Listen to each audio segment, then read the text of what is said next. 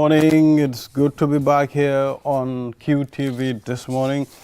So how are you doing? If you're just tuning in, welcome to this program. I am Ibrahima Balde, and I am joined by Mamna Buka as the co-host of this program. Mamna Bu, good morning. Good morning, Balde. How are you today? Fine. I'm good. How are you doing? I'm doing amazing. How was your yesterday? Good. Mr. Mboj will soon laugh. Huh? Laugh about what? That question. Yeah, so how's it? It was okay. I had the afternoon shift yesterday, came in, read the news, went home and had a really nice sleep. So, alhamdulillah, I'm doing really good today. Yeah. All right, that's really, a good one. Mr. Modum Mboj is our newspaper review guy. Mr. Mboj, good morning. Good morning. How are you? Alhamdulillah. Tell us about your yesterday. Same as my day before yesterday. Yeah. Yeah, the routine, isn't it? I've listened to you on radio. You were talking to Mansa Koli, one of their... Yeah, the vice principal, yes, Claude Campbell. Yes, and later with the Minister of Basic and Secondary Education. Yeah, absolutely. Dr. Habibatu. How was it, crunching the numbers? Yeah, absolutely. Into details. Interesting because with these things, for instance, when you hear something like, I'm only 7.94%, as it were, generally, hit that benchmark, that all crucial benchmark of 5 credits, including English and maths. Then you start thinking, oh, that sounds low. You know what I mean? Automatically. But actually, what does it mean when you put it in context? Yeah. Which is important for us to get. And from talking to those two, you get a sense of that. And how do you be an excellent school? Mansa Koli Bojang, over the years, they've really established a certain benchmark, sort of the touchstone of a certain excellence in these exams. So it was good to talk to him and see how can one replicate that model across the country. Yeah. So we'll take a look at the African Code from the Code, the newspaper review with Mr. Mamadou Mboj, and then World Humanitarian Day. There will be our segment after the newspaper review, and followed by the significance of developing human capital for national development in the Gambia. We'll be talking to the Vice President and Provost Heritage Christian University, Accra, Ghana. He will be on the program here. And now we will head straight to the African Code. Please take us through, Ma'am Nabu. Very excited today. Today the code we have is from the Gambia. And it reads, even the tallest baobab began as a seed. Even the tallest baobab began as a tree. That's quite straightforward. So here, they are emphasizing how mighty... First of all, yes, the Gambia. What does that mean? It's got to be either maybe a Mandinka proverb, Wolof proverb. The Gambia, there's no language called Gambian. You have to locate it somewhere. Yeah. It's got a location in one of our languages. Normally, other proverbs, they will indicate Akan, a Swahili proverb. Swahili, okay, stuff like that. Yes. But here, when you said Gambia, it's meaningless. Gambia. To me, anyway. I am pretty sure it's not a Fulani proverb, though. Well, I have a suspicion that most sort of ethnic groups have something like that in West Africa because of what the baobab tree represents to all of us. So I'm sure you'll find it in many cultures. Yeah, it's something highlighting like how big the baobab tree is. It's telling you anything, starts from one step. The journey of 1,000 miles begins with one step. Yes, you have to get up. You have to put extra effort for you to be able to get to where you want to be. At some point, people will tell you, I've tried several times, but it didn't work. If you try 1, 2, 3, 4, 5, it didn't work. Try 6, it may work. And sometimes there's a lot of fascination and intimidation that comes with looking at people who have, great people who have made it up there, but they started very small, and I think that's the important thing to look at. Most of the you time, can do it most too. of the time, when they mention the Fulani tribe, what they will tell you, my people, they started with little tables.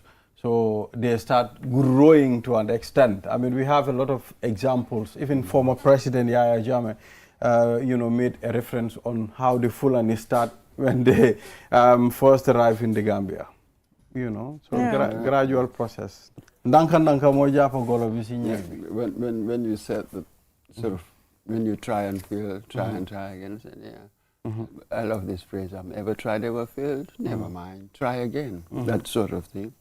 Right? There's another one.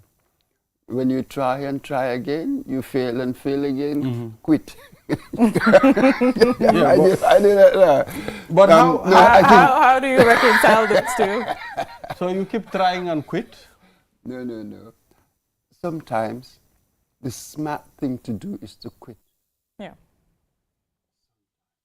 It's a question of recognizing it, understanding limitations. Yeah.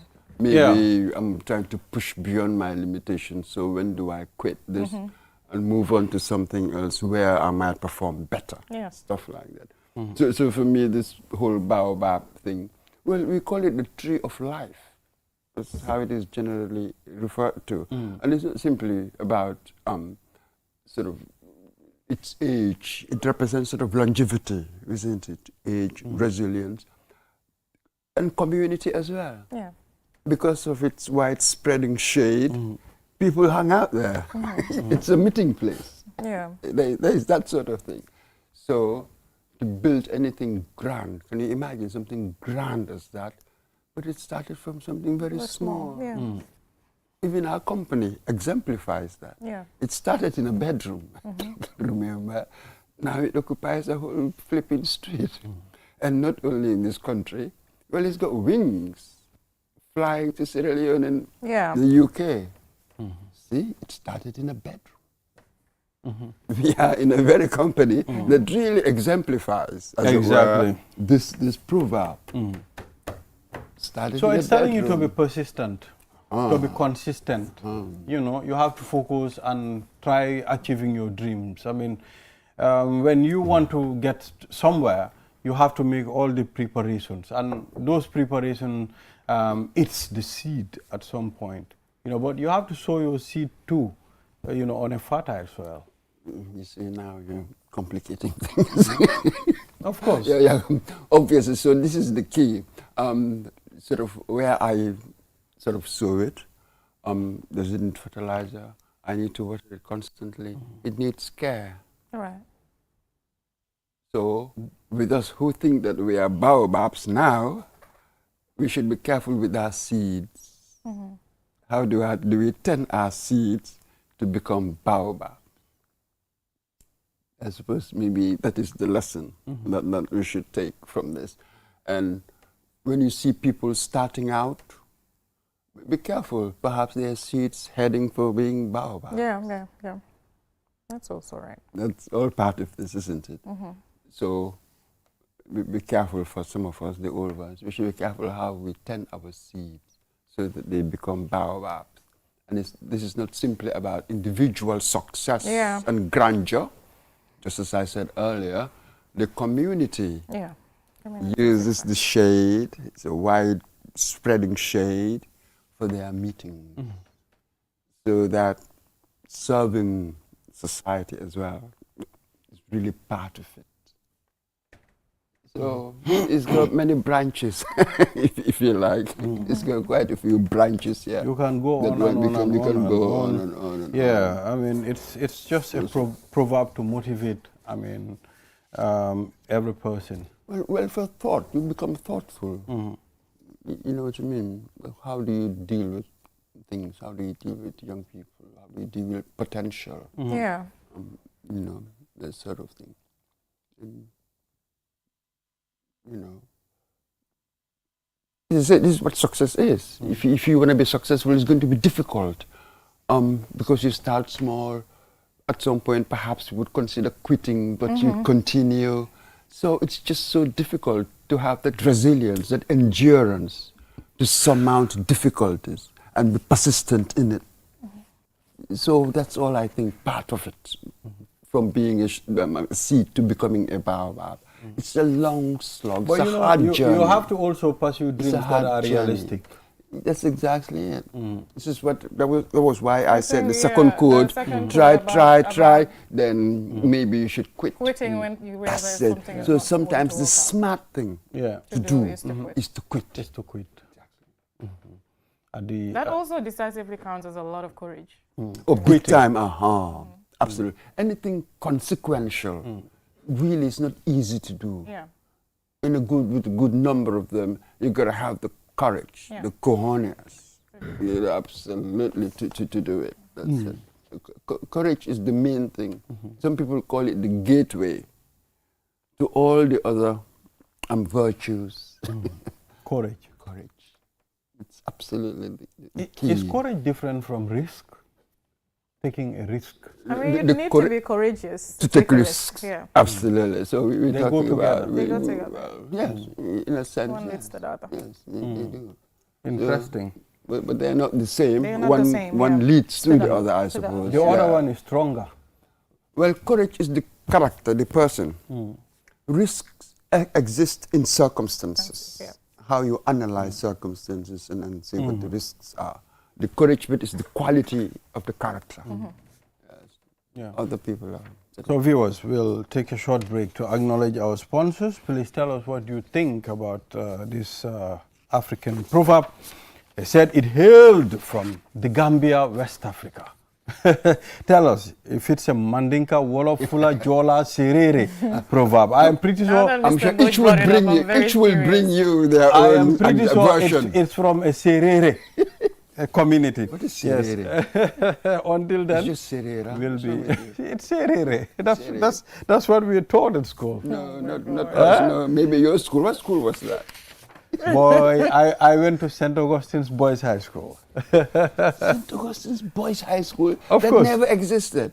It was only St. Augustine's High School, and afterwards St. Augustine's Senior Secondary, Yes. whatever. Yes. Methodist Boys High School. Yes. That was much earlier. That was where Santa But only boys went to St. Augustine's That's it. But Boys still, High that School. doesn't mean that it's in the name. It's not the name. But we of are the only school. boys. There is no girl there. But it's still not the name of the school. Well, my viewers know what I'm talking about, so no worries. Yeah, so we'll be right back after the break. Aye? These tracks have become my wall, my arena of victory and fear.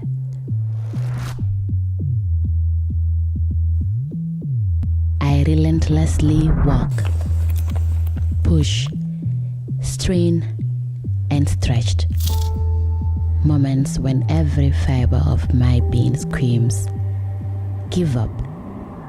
But the fire within me won't let me quit. Despite the burning muscles, in this sport, every moment matters. Every second counts. My failures, my dreams, my pain, my triumphs, they propel me forward beyond all limits.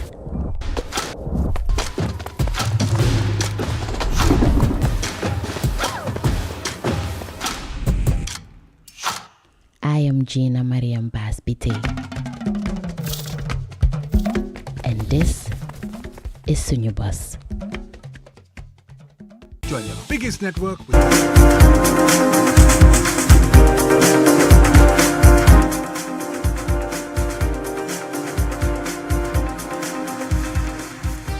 Welcome back from that break. This is QTV This Morning. I am Ibrahim Balde. We've already dealt with the African code. Even the tallest baobab began as a seed.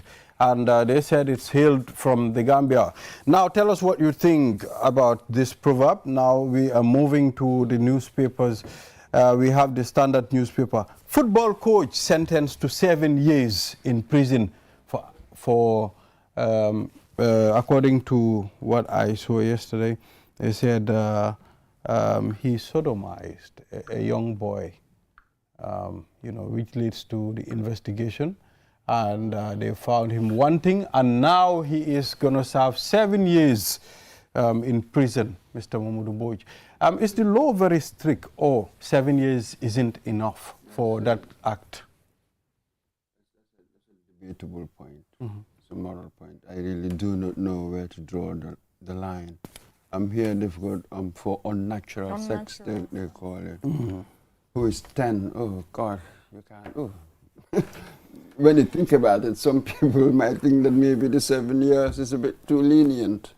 10-year-old, what kind of damage is that to the person? I don't know. It's a moral question here, whether this is enough or not.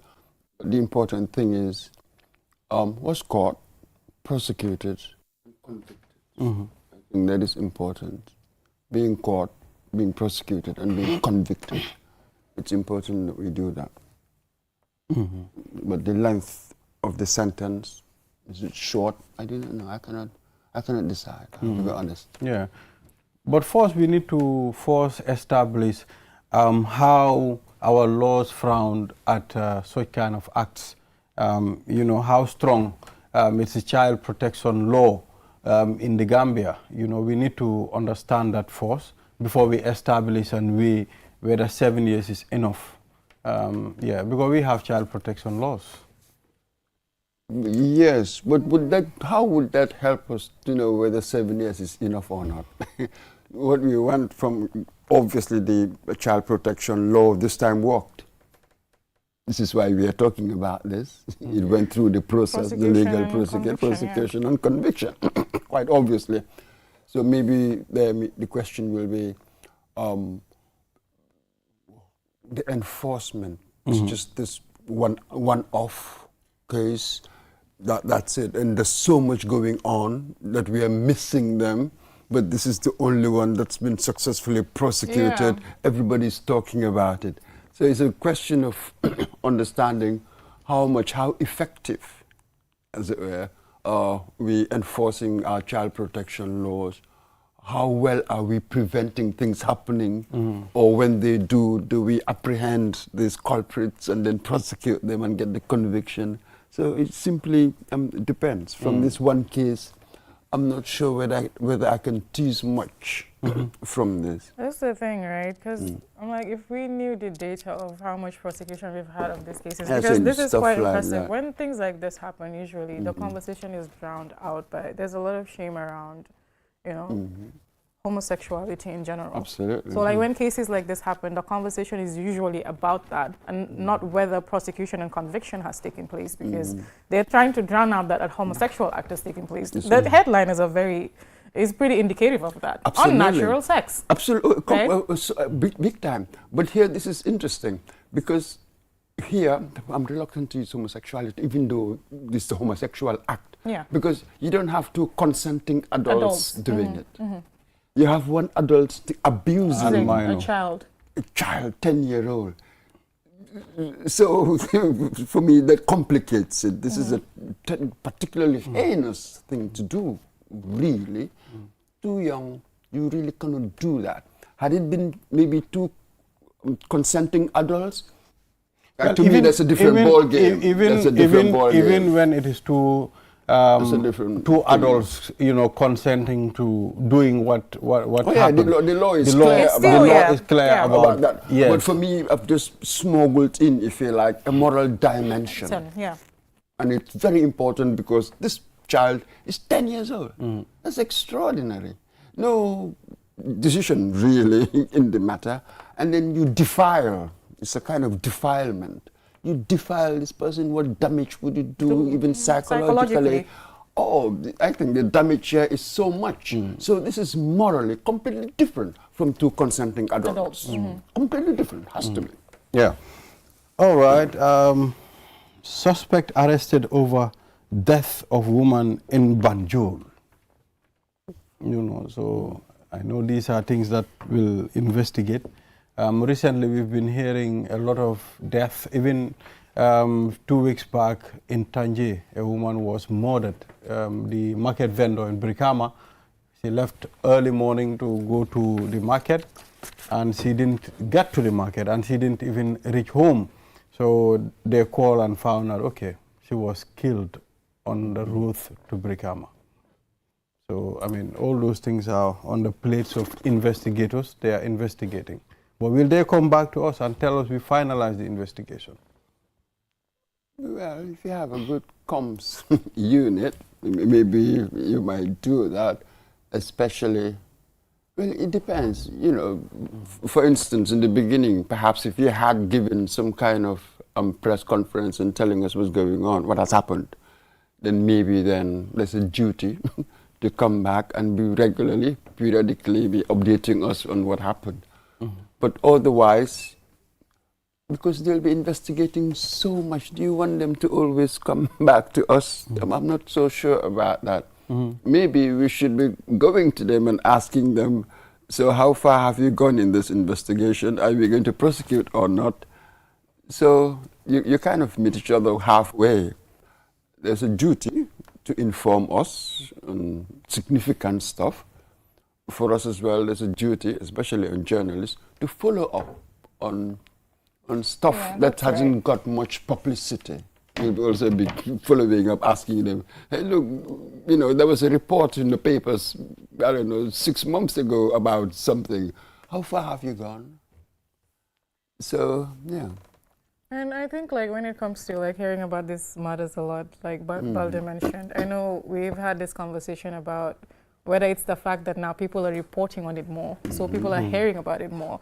But is there also maybe security gaps that we need to look at as well, especially when it comes to investigations taking a long time? Let's look at CCTV cameras, for example. If we had them, could it have made things easier, faster, possibly? Okay, let's look at these locations. Yeah. From what we've been hearing, is that normally with the murders, this would have been people who had known each other. They have a close relation. They had a close relationship, acquaintances of some sort, and then they fall out, and then the overreaction. Right. In many ways, overreaction. I think that was what I got from Justice Jaita's statement, remarks in a sentencing of that sort of thing. Petty disputes, but the overreaction, take a weapon and stab and that sort of thing. So how would you have had CCTVs there? You know what I mean? Local neighborhoods and stuff. CCTV would be put where? In sort of main roads, shopping centers, for instance, and there are certain areas where that would help, really. But you are correct. In so many investigations, be it murder or attacks, people have used CCTV to identify the culprits, people who done that. So yes, CCTV would help with a certain kind of crime, but it may not help so much in other kinds of crime. But it's a good idea. I wish we could have it. The whole public space. Really. Yes, that's really. So what is this telling you about public safety? Because an incident like that also happened sometimes last week, where a Senegalese media influencer, allegedly, they said our drug squad, the drug law enforcement agency, killed him, you know. So what happened? He fell from a rooftop and he died. According to the drug law enforcement agency, they said he was on a motorbike, you know, and that happened to, crash and he died. Okay, so for us, the way we should put it really is that the person died from this encounter. You know, that's more neutral. Yeah. I'm not sure whether the police killed him. That has to be demonstrated, isn't it? So for us now, we do not know. And without the circumstances, knowing about the facts, you really cannot pass judgment. Right. So I wouldn't say that the person died during this encounter, let's investigate. Just as remember with Omar Jaju, when wasn't it that chap who died because of trauma? Afterwards, the coroner's report established that. So we must follow the process and not sort of prejudge anything. And so. Speaking about facts, he's saying on one end that he fell from a rooftop, and the other end he fell from a bike crash. So there's two conflicting statements there. That's causing absolutely. A lot of So that happened in the Mandinaring case as well. When they said Omar was running and you know they were chasing him and he fell and died. you know, then the coroner, Says you know, something says else. no, he died from a blunt force trauma, you know. So I think this investigation might also bring light. But this is the problem now. When you have a public institution, yes, and then you are not being honest. That's the Yeah. only way I can put it. When I compare what was said, particularly in Omar's case, that was demonstrated quite clearly what you said, your explanation for what happened to Omar. The coroner demonstrated it to be completely false. That isn't so. So when people begin to doubt your statements, when you lose trust, you lose authority. Stop playing games. This is to everybody. In the long run, you will lose. You know, I may get away with a lie or two here and there. In the long run, life will find you out. Trust is You know very what I important. mean? It's as if I'm Especially just, when it comes to security I'm just institutions. postponing things. Yeah, you know? we have seen lies that took 20 years, 30 years, Absolutely. but it came to light. In the end, You this know, is really what The happened. truth shall set you free. No, it's Martin Luther King, the arc of history. It's very long, but it bends towards justice. Yeah. Yeah, so you may get away with it today, tomorrow, next week. Let's take a next good year. example of But- of Tupac Shakur's killer. Oh, that one. You know, it's happening now. Yeah, Over that's right. over, I mean, 3 decades. Are you telling me? I remember when it happened. Was it 1996? 96, yes. Something like that. Yes. Oh, we were living in England at the Yeah. time. Everybody was talking about it Yes. because Tupac was more than a rapper. He was a cultural phenomenon. Phenomenon, yeah. You're crazy. Absolutely. So we were all, everybody was interested in Tupac, especially that East Coast, West Coast thing, Yeah. Biggie Smalls, Yes. Notorious B.I.G., and all that disaster. In the end, 2 of the brightest, most talented young men. Tupac was 25. When he Notorious died. B.I.G., 24. They died. died, yeah. Extraordinary. They were very good at what they do. Well, but think about it. By 25, you're dead. But you had left so much. We are still, Still, talking and about it everybody is Yeah. talking about at it. 25. And when you listen to his lyrics, it's like he recorded them today. Quite a legacy, You know? huh? Absolutely. Yeah. So, He stuff said, like that happens. "Picture me rolling." Tupac. Yes. So viewers will now take a That's it? short break. Is that it? Oh, yes, good. Mr. Boyd. Good. And after the break, then the program continues. Thank you, Mr. Boyd. Yeah, okay. Yeah, so we'll be back. With the cheapest tariff in the Gambia and enjoy crystal clear calls and super fast internet at the cheapest tariff only with QCell. Rush now and grab your free QCell SIM card today from any of our care centers near you. QCell, the biggest network with the cheapest tariff. QCell Senior Boss. We innovate, others follow. Welcome to the QCell 5G Gaming Hub, powered by ultra-fast 5G connectivity from QCell, the fastest network in the Gambia. No lag, no limits, just pure performance. Multiple PlayStations, Xbox racing with full car wheel control, and immersive virtual reality experiences that put you inside the action. Play the biggest titles: FIFA, Call of Duty, NBA 2K, Street Fighter 6, Forza, and many more. Experience gaming like never before. The QCell 5G Gaming Center is open weekdays from 12 p.m. and weekends from 11 a.m. Closed Tuesdays. For bookings and inquiries, call 381-0008. The QCell 5G Gaming Hub. Not just gaming. This is the ultimate gaming experience.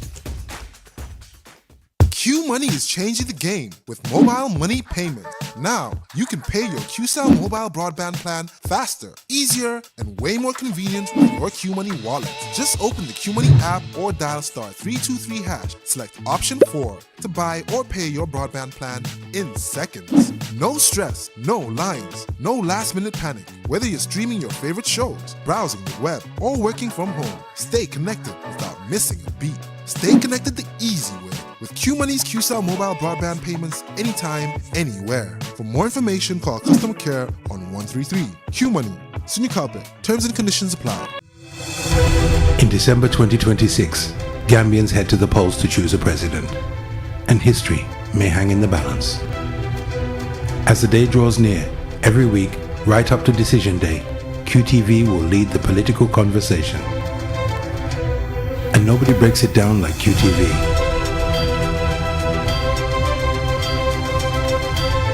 Our team of experts will help you understand the results as QTV brings you Decision 2026. A weekly program dissecting the issues, driving the debate, and giving Gambians a front row seat to the hottest topics for the defining election of our time. Here, differing views put forward and challenged, manifestos dissected and explained. Stay informed, stay engaged. Stay tuned to QTV for everything you need to know about this year's election. Decision 2026, Thursdays at 9 p.m. Only on QTV. QCell, the fastest growing network in the Gambia, now presents to you the eSIM. QCell's eSIM allows you to electronically scan a code and join the world of digital SIM cards. Customers with physical SIMs can easily switch to the eSIM as well. So rush now and get connected with an eSIM and start using the latest mobile technology with your trusted GSM operator. For more information, call our customer care on 111. QCell, Sinubus. We innovate, others follow. Terms and conditions apply. Browse with us. QCell brings you a promo like never before. Get unlimited internet for just $25. Yes! Recharge $25 and enjoy the convenience of free internet from 1 a.m. to 6 a.m. every day with our Browse with Us promo. With this amazing offer, you can browse, stream, and download all your favorite movies for free. So why wait? Recharge $25 today and enjoy free internet only with QCell between 1 a.m. to 6 a.m. For more information, call customer care on 111. QCell, Senior Bus, we innovate, others follow. Terms and conditions apply.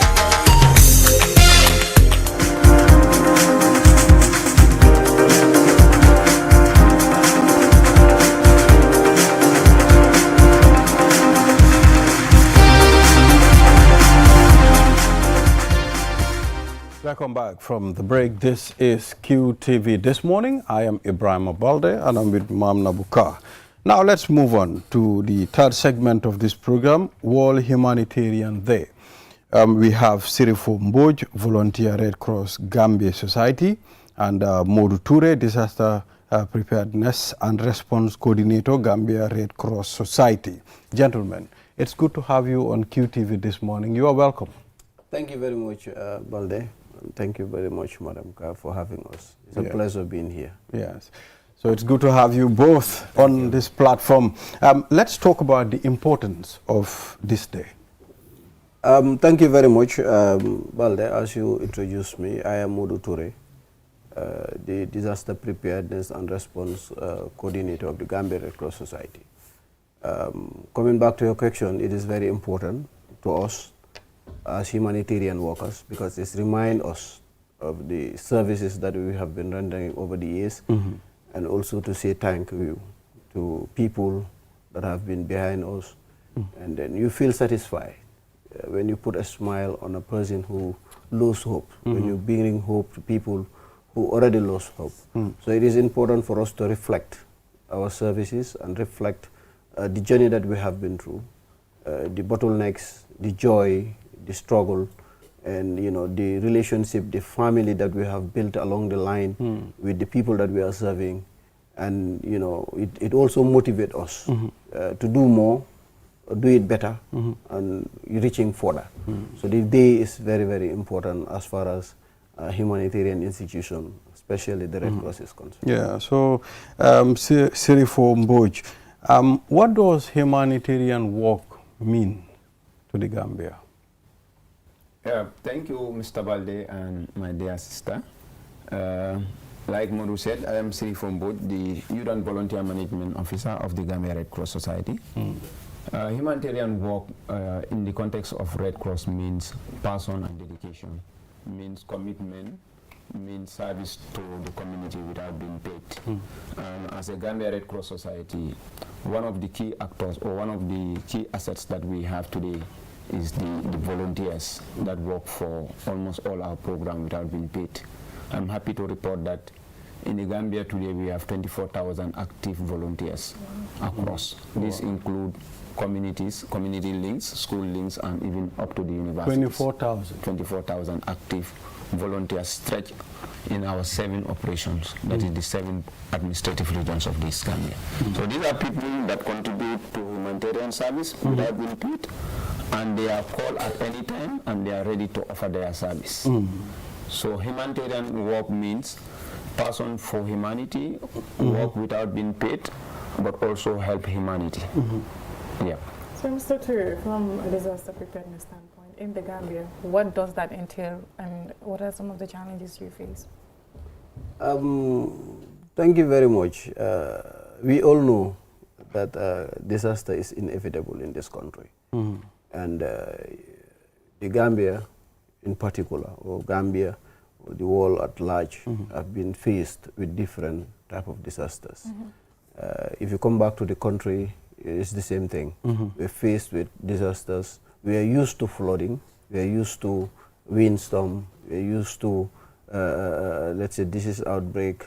But the trend is continuing, and it's becoming more complex. Now you have, water and sanitation issues. Now you have diseases that are never known. And, like you can take example of the COVID, the Ebolas. And you also have the migration trend, which is causing more harm to human beings. So it is important to reflect this day some of those disasters and the work that humanitarian soldiers have done to support those victims, to guide them through the process. It is always difficult because we do all these things out of love with no pay. As he mentioned, you have 24,000 people ready to support without even a butut. They'll use their own money to do these services to help people who are in need. If disasters strike, people are affected. Both our economic, social, social structures, they are all disrupted. So you need people. And you need people who will respond to those people, who will go and support those people. And this is very, very important, because if you are if you have disaster, there are a lot of things. You lose your materials, you lose your assets, you lose your money, your health and at the end you can even lose family members. So those instances, you are psychologically traumatized. You have people who will come to support you, to give you trauma advice, to give you, psychosocial support, to be with you in those stressing times is worth celebrating. So we have challenge because the Gambia, we are not yet financially stable to be able to deal with all these challenges. Yeah, but we have people that will sacrifice their resources. And volunteers are not only those that are in the front line. Like we have Valde that will say, okay, I have this $10 that I can donate to people or that I can support. You walk today out and then you see somebody suffering, at least somebody that do not have anything to eat. You take out the $25 and you give it to that person. You think that joy that you have brought to that person is something very, very celebrating. A big smile on the face. So these are things that we are all, compound with. But as you said, there are a lot of challenges, and the challenges are there, but volunteers and people, good and philanthropists are still there to help people. So we are celebrating all those people. We are celebrating everybody. We are celebrating you. The amount of efforts that you put in this work and the gains that you have, if you want to margin them, the amount of hours you spend in this TV, are you paid that? Actually, you are paid, you are given remuneration. But the amount of sacrifice, the amount of voluntary work, the humanitarian services that you put, worth celebrating. And these are all issues. We are celebrating everybody. We are celebrating not only the frontliners, but we are celebrating everybody that contribute every day towards people who are suffering, that helps people, that contribute to people's life and livelihood. We are celebrating you. Today is a day that we reflect ourselves. We reflect those kind of good moments, those kind of humanitarian services, those kind of charity works is what we are celebrating. It's Red Cross. We put the celebration in the center. We put the volunteers in the center of our work because they are always in the front line. We can witness COVID-19. When it comes tough, when the going is tough, it's the volunteers that we have in front of as frontliners. So we are not paying them, and nobody is doing it for anything, but you are doing it to serve humanity. So those are the people that we are celebrating. Those are the efforts that we are celebrating. Yeah, so these people, they're worth celebrating. Exactly. I mean, everybody putting effort, I mean, towards humanity. It's worth celebrating. So, but let's talk about the biggest humanitarian challenges that you people face in the line of work. Yes, let's go, Mr. Mboj.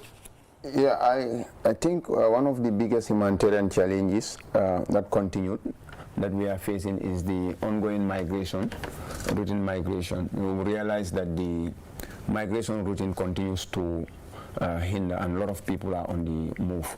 So at some point we have the service point, that is the humanitarian service points. So when these migrants are intercepted, the Red Cross have no choice but have to go and support. These are issues that are confronting Red Cross, and we have to continue providing that services across all the 7 branches, especially around Tanje and in Bara at odd times. Sometimes we are called at odd times to say migrants are intercepted.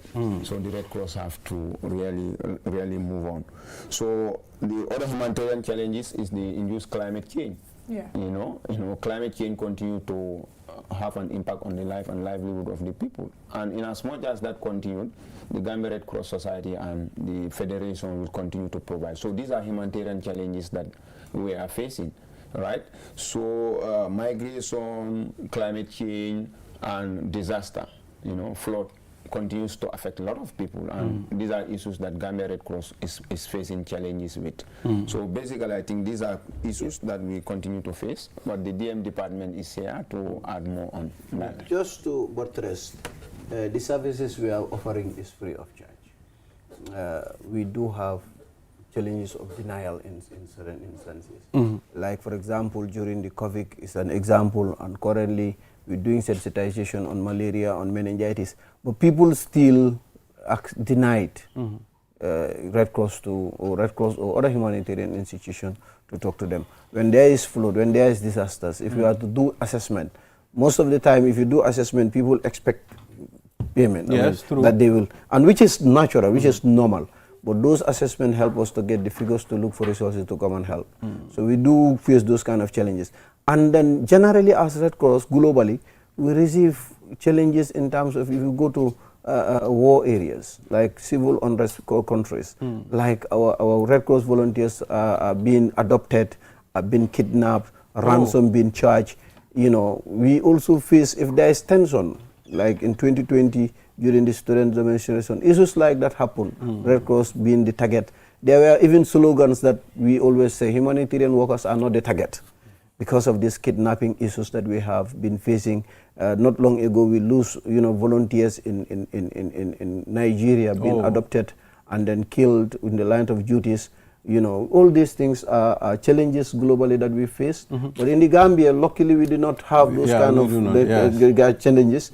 But we do have, like, it happens once, and we are praying that before that, we do not happen again. It happened, we lose volunteers in the service in their service. We also lose volunteers who have accidents while on Red Cross duties.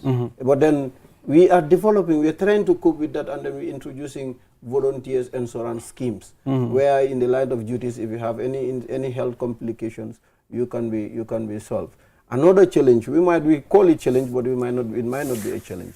But it's the resources. Like you want to do, you want to help, you want to support, but if you don't have it, you cannot support. You cannot, yes. And people now, where they rank Red Cross is, if disaster happens, Red Cross has to come by force. Step in. Yeah, and we are not receiving anything from government. We are not receiving, though the environment is created for us, but we're looking funding outside to make sure we support people within the Red Cross partnership that we have. But, I sometimes wonder what motivates people to become Red Cross volunteers, even though there is no pay. Well, it is very satisfying. I'll take an example from myself. Before being a staff, I served as a volunteer for more than 10 years. But I always feel happy, putting on a Red Cross t-shirt, serving Red Cross, or putting on the Red Cross bib, serving. I always feel happy, and most of them, that's what they will tell you, that I feel happy seeing people helping them, or I feel happy helping people. So most of them are motivated because they want to help people, and the love they have for their country. the love that they have for their people motivates us.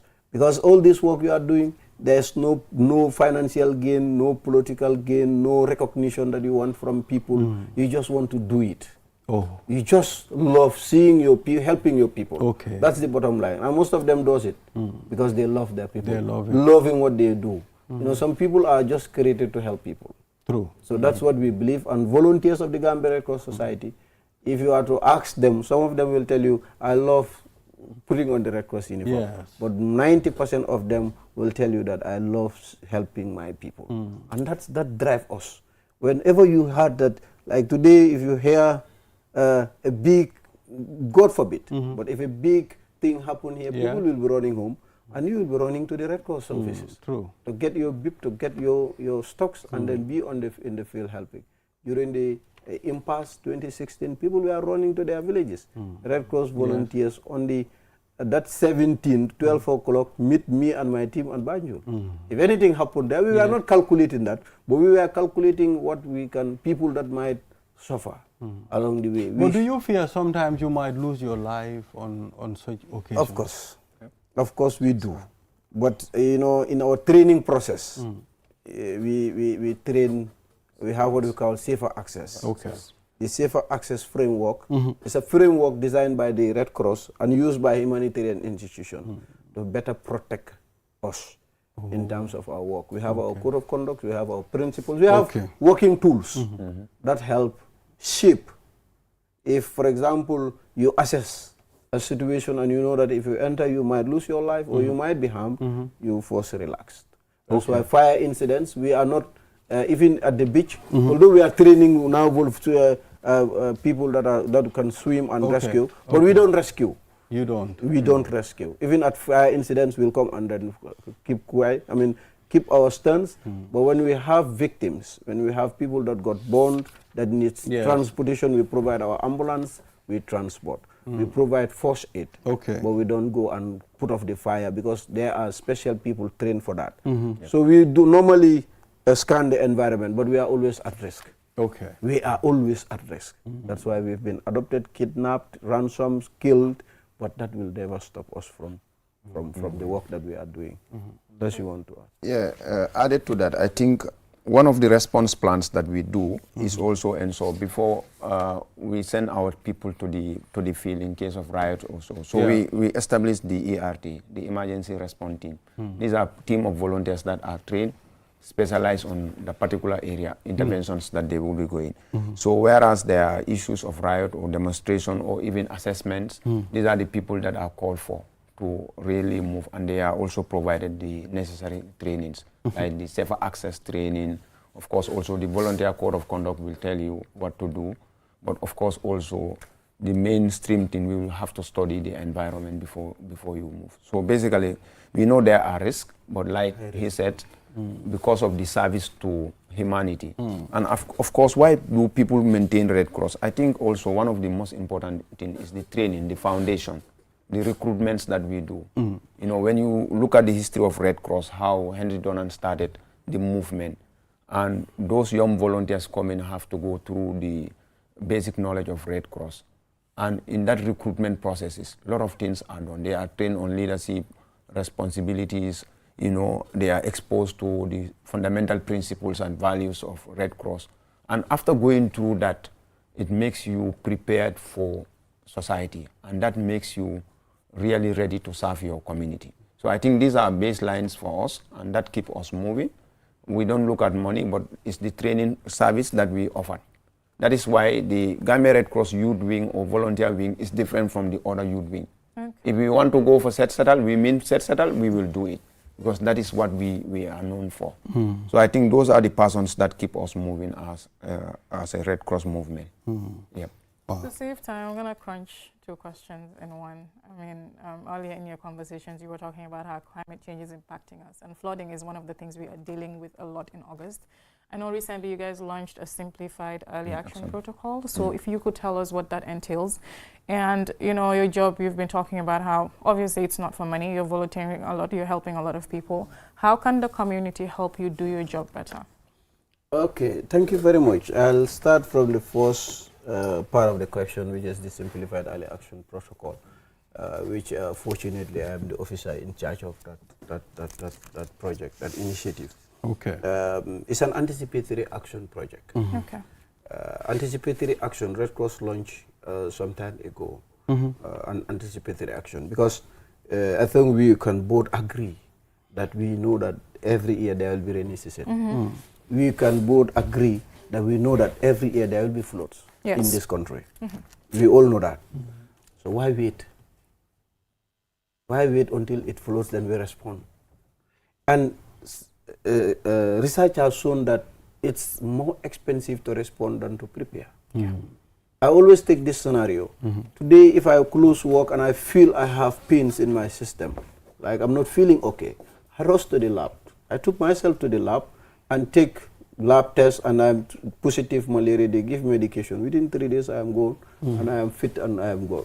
And you wait until you cannot move, you faint, for example, and your family need to hire a taxi, take you there. You are admitted every day, you know. You are admitted. Every day lunch is there. Every day medication is increased. So that amount of money you spend, if you were able to go to the hospital earlier, no pay. So this is the logic of the anticipatory action. So now in the Gambia, we rank. There is a hazard profiling developed between the NDMA and other humanitarian institutions. And the hazard profiling rank flood as number 1. It's the hazard that affect the Gambia most. So we looked at flood, and then we prepare a proposal on flood. And then it's a pilot proposal, and it's targeting 3 regions. That's West Coast, URR, and then North Bank, SAO and Bahra N. So this project now, we already done an assessment, and we know these people are the ones that are affected. We are going to identify, already a list is identified, 100 beneficiaries that are living in flood-prone areas. So, but then the help is also initiated by a trigger. That is work between Red Cross, NDME, and then the Department of Water Resources, based on forecast. There's what we call a lead time. A lead time. The lead time is within 5 to 7 days. Okay. Once we receive the forecast from Water Resources met, that there will be rain in 5 days' time, and the rain will be high, and it will affect, let's say, these areas and these areas. Okay. If those areas happens to be part of where the project, now we will support those families. One, we identify impacts, about 3 impacts. Impact 1 is loss of household materials, that is destruction of houses. We have water and wash challenges. We also have economic challenges. Okay. So what we will do, the project now will support that family, those families with cash. Okay. Up to the tune of 22,900 for you to reinforce your building. So we will also engage like local skilled workers, masoners, carpenters, to do that work free of charge or at least at a minimal cost. Okay. They will support those houses that are identified to reinforce them. If the corrugate is not good, we buy new corrugate and change it. Yes. Now we'll also do barriers. Okay. Using sandbags to protect water from entering houses. Yeah. So thank you. So these are things that we will do, but there is no We've time. exhausted this time. Our guest is already here. No I know we have a lot of things to talk about when it's Red Cross, you know. We didn't even start the conversation, I am pretty sure. Obviously. Yes, but we will create a better time where we'll have ample time to discuss on some of the things that you do. We will be back because I think we do some payments to at least very good. Also the TV. Very good. That's humanitarian too. Yes, that's humanitarian too. Very happy when I mentioned that. Absolutely. When you pay for you to have air here, it's humanitarian support. Even I think is it Yaoli? I don't know. Yaoli was reminding me. She is our humanitarian receiver here. Yes, she was reminding me of that payment, and for sure we will. We will definitely be back to discuss more about some issues like this. Thank you. Once again, thank you for the time that you have also created for us. You are welcome. We really cannot pay you. You are welcome. Yeah, so viewers, we'll take a short break. After the break, we head to the last segment. We'll be back. Thank you. In today's world, speed matters, but slow internet can hold you back. Now, the future of connectivity has arrived. QCell's Q-Fiber, ultra-fast, ultra-reliable internet designed for the way you live. Stream your favorite shows without buffering, power your business with seamless video calls. Study, work, and play online like never before. From homes to businesses, QCell Fiber is connecting the Gambia to the future. QCell's Q Fiber. Get connected today. Call 145 or 300-3779. QCell. We innovate, others follow. Gambia, are you ready for something big? From your trusted GSM operator, QCell, your favorite app just got a major upgrade. From your phone to the world, buy credit, buy Sunu bundle packages, loan credit with eFankanta, and buy Q Power all in one place. And here's the real upgrade. Q Money is now fully integrated in the app. Send money, pay bills, save money so faster and easier than ever. And for our entertainment lovers, stream QTV, Q Radio Live anytime, anywhere. But that's not all. This upgrade also brings enhanced security features, smoother performance, and a brand new interface designed to save your time. This is more than an app. This is freedom at your fingertips. Download the new QCell app today and unlock your digital life. For more information, call our customer care on 111. QCell, Sunubus. We innovate, others follow. Terms and conditions apply. Vocal si network bu gëna rëy gëna yombale si réewi Gambia bi fii jëfandikool kool bu set internet bu gaaw li yëpp si njëg bu yomba fii si QCell dawal léegi si suñ customer care bu la gëna jege ñu may la QCell line te doo si fay dara QCell network bu gëna rëy te it gëna yombale si réew mi fii QCell suñu bas ñoo xaali yoon bi ñeneen toppa naine dake network oto mi yalonko wole warta nyimbanko kan adung adabe soniaring wala nyama imuna fang telefono la mi yalonko abe seniaring adung internet wobe tariaring nyindung QCell dorna sinyin nati aleno ibori yela QCell line ota customer care mi suti atima bi QCell network o mi warta network o beti adung adabe soniaring QCell sunu boss ntollanga silo walang dulia bulan noma.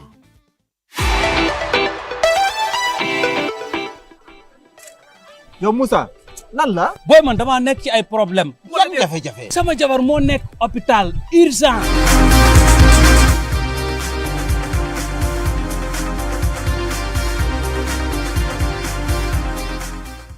Welcome back from the break. This is QTV This Morning. I am Ibrahim Balde with Mam Nabuka here.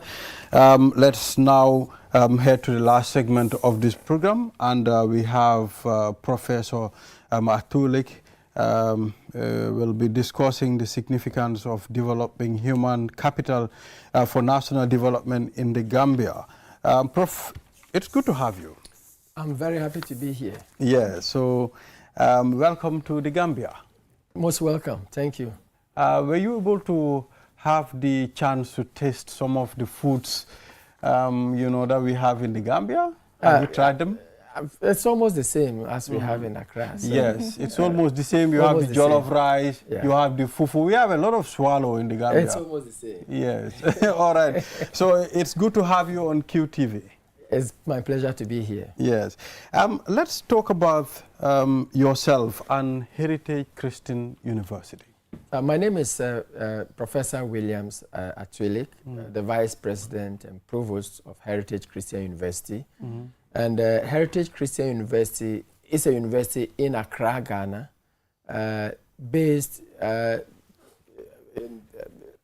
Amasaman, a little away. It's still part of Accra, but a little away. Okay. And we are to train the human capital of the African continent. Oh, wow. Give practical skills and make people professionals in their respective fields. Okay.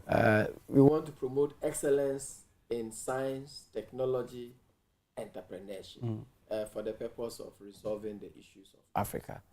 That's what we seek to do. So take us through human capital and its significance to national development. In every society, we have the raw natural resources that God has abundantly given, and Africa has them in abundance. What is missing in Africa is how do we take those resources, including the human beings ourselves, and convert it into what is useful. It is the human brain that is behind all of that. Now, if you don't have a very well-developed human capital, all the resources is waste. You will see them, but you even realize that this is a resource that can enhance life. So human development or human capital development is critically important for understanding nature, the things in nature, and how those can be used as resources to make life better. So everywhere in Africa, if we want to solve the level of poverty, the level of deprivation, and to make life more enjoyable and interesting, we should focus on developing the human capital. Because when we know what to do, how to do, then we are able to do things better for ourselves. So what role does universities play in developing this human capital? Universities are training ground. Let's take football as an analogy. The stadium or the park where the players go and train before they get to the field where they showcase their talent, is the training ground. That's what universities are. Human capital is only developed to its peak when you pass through the university, where your skills are honed, where your analytical thinking processes is properly defined for you. Then you look at the world with a very broad lens and you know what the issues are. And so universities are very important in churning out human capital. But again, the type of university and how they do things matter. When you go through education, you get some limited, training. When you go through the university, then your eyes are open to broader perspectives, and you begin to look at life very differently if the education is well focused. You mentioned something very important just now, the type of university and what they do matters. What makes Heritage different?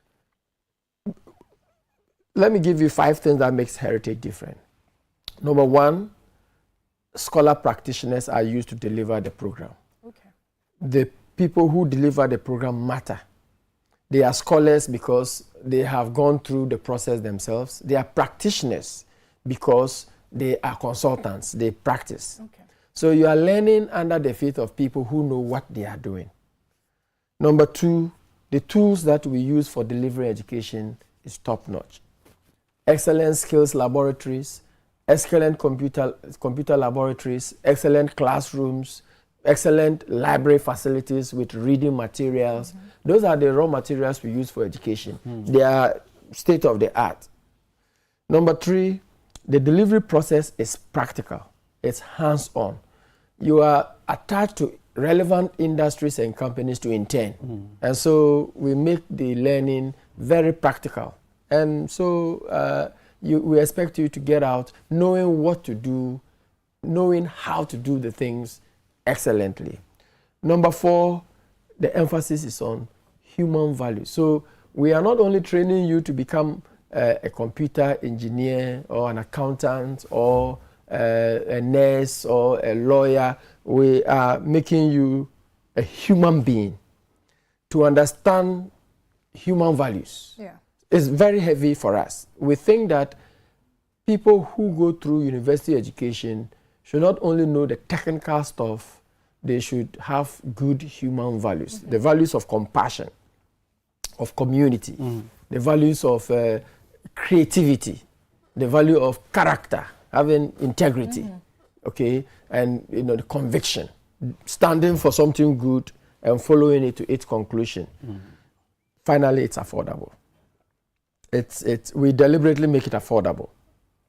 And so with all of this, we position Heritage as a unique institution that can help in the development of the human capital. Wow, that's really interesting. It will be important for us to know the different programs and undergraduate academic, programs that you do at Heritage. Do you offer health sciences? Yeah, we do. We do a Bachelor of Science in Nursing and Bachelor of Science in Midwifery. Those are the two main bachelors that we do for the health sciences, nursing and midwifery. Okay. Yeah. All right. So I want to talk about brain drain. Usually we train people, we have them train as human capital, but they end up leaving and going outside. Yeah. How do we maintain people here? Well, so I have two perspectives on brain drain. We should ensure that the people that we train, we have a good number of them remain in the continent to help us develop and to help us, resolve our issues. But there's nothing wrong to have people, go out to wherever they can go and serve. In fact, the African continent benefits very seriously from capital inflows from the West, from the African people who have migrated there and who have developed themselves and who are coming back with resources and remitting families. So at Heritage, we actually think that particularly for nursing and midwifery, we should train a critical mass, some for the continent and some to export to Europe and wherever they want to go. Okay. But with the good human values for them to remember that Africa is home. And so wherever you go, whatever you do, bring back home and help us develop Africa. So brain drain, yes. You see, resources flow to where they are needed. And so if people in UK, in Canada, in Australia, in the US need nurses, and we have some of the nurses we have trained to go there and earn more resources and repatriate so we can help to build more capital here. It's not bad, but I agree with you, we still need a critical mass of the people that we train. And the way to retain them is to provide good conditions of work. So if the conditions of work is good in my country or where I live, I will not make an attempt to move anywhere else. People are pushed away because they are looking for greener pastures. Yes, true. Yeah. Yeah, so let's talk about computing programs that you have. We have a number of computing programs: information security, data analytics, information technology, computer science, management information systems, and all of them are arranged to give current, future-focused professionals in IT. Artificial intelligence is now the order of the day, and people must understand how they use these tools to. The good thing about Heritage is that we integrate information technology into every program. Okay.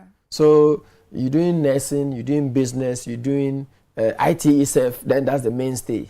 Whatever you're doing law, whatever area of learning that you are in, you are compelled to do IT because it's the current tools that we use for delivering any job. So those are some of the IT programs that we have. I assume you have business programs as well? We do. And in fact, we have several business programs in accounting, in human resource management, in marketing, in supply chain, in combining business with technology, combining accounting with computing, combining entrepreneurship with technology. So we have, supply chain and all of, those marketing as well. And the interesting thing about our business programs is that we try to make them professionals. So we, in addition to the bachelor's program, we train you to become chartered or certified in accounting or in marketing or in HR. So you are learning for a degree, but you are also learning to become chartered or certified. Okay. And so you end up being a professional in addition to be an academic. Yeah, so let's talk about the enrollment process. So for the undergraduate program, you need to have a WAEC certificate. Okay. And grade 12. The grade 12. So West African examinations, certificate. Grade 6 papers, you must pass in a minimum of 6 papers. 3 core, 3 elective. Minimum of C6. Okay? So if you have that, you go to our website. The website is www.hcuheritagechristianuniversity.edu, education.gh. So hcu.edu.gh. Once you go there, at the top right corner, you see apply here. You click, and the process is very easy. It's self-explanatory. But you need your WASI transcript, the results, to upload. If you are above 25 years and you don't have the WASI, we have an entrance exam for you. Okay. Yeah, so that is for the undergraduate level. Okay. Yeah. Just to bring you back to the programs a bit, do you guys happen to offer public sector or governance related programs? At the graduate level. So at the graduate level, we have 3 public sector programs, Master of Science in Public Financial Management, Public Sector Management, and then Corporate Governance and Leadership. And these are for working professionals in the public sector. Okay. Those in management and those in finance. So the public financial management is good for those in finance. And for those in management, it's good for the program that are good for them are the public sector management and the corporate governance and leadership. Okay. So I will like you to tell us about the accounting and finance taxation programs. So at the graduate level, we have 4 accounting programs. If I take the public financial management out, so we have a Master of Science in Accounting and Finance, then a Master of Science in Accounting and Taxation. Then we have Master of Philosophy, which is 2 years of finance and then of accounting. Again, the emphasis is to make them chartered. So by the time you are done, you will receive exemptions in the professional program, and then you accelerate your path to become a chartered accountant or a certified, accountant. And for those who want to become academics, you do the 2-year MPhil, which is Master of Philosophy, either in accounting or in finance, and then you are on your way to becoming an academic and a scholar, and to help train the young people of our continent. Yeah. Which brings me to my next question. How employable are your graduates once they leave Heritage? Very, very employable. In fact, so far, all our graduates, 1 year after graduation, either you are employed or you are self-employed or you are doing further studies. And it's because one of the emphasis is on entrepreneurship. Okay. Entrepreneurship is weaved into every program. Nursing, business, IT, law, psychology, everything that you do, you have to take entrepreneurship program courses. And then we offer support, practical support, how to start a business, how to grow a business, how to look for financing for a business for all of our students. We are preparing you that when you finish school, start to solve problems. Yeah. Entrepreneurship is the backbone for national development. That is what I meant when I said human capital helps us to solve our problems through entrepreneurship. Organizing the things around us to solve the problem and make money out of it. And so once you are done, you must get something to do. But the programs are so designed in a way that they make you relevant to industry, because the programs are reviewed annually by industry experts to integrate industry needs into program. Okay. And then there is mandatory internship. Whilst you are studying, you are supposed to intern at a company. So you get to understand the real world of work. So you are ready for work once you graduate. You graduate. Yeah. So finally, are you open to partnership with institutions in the Gambia? Absolutely. We are actually in conversations with a number of institutions presently, and we are hoping to advance those conversations to have partners and collaborators here in the Gambia. In fact, we have a center called Center for Professional Studies, and that center actually provides custom-made training for organizations. So in any area, we can invite you to our campus and host you for as long as the program requires, 2 days, 3 days, 1 week, 2 weeks, or we can come to you, to your organization, and deliver it to your context. So we are looking forward to partnering with organizations to build the human capital of the organization and to make them skillful in the work that they do, so we can enhance the quality of life of our people. Thank you very much, Professor Atuelik, for coming on this program. It's my pleasure. Thank you very much for having me. Yes. So, I mean, to know more about the Heritage Christian University, just go to their website. I mean, you will see all the information there. And Mam Nabo, this is all we have for today. Yes, viewers, we'll be right back here tomorrow. Enjoy the rest of our programs. Bye-bye.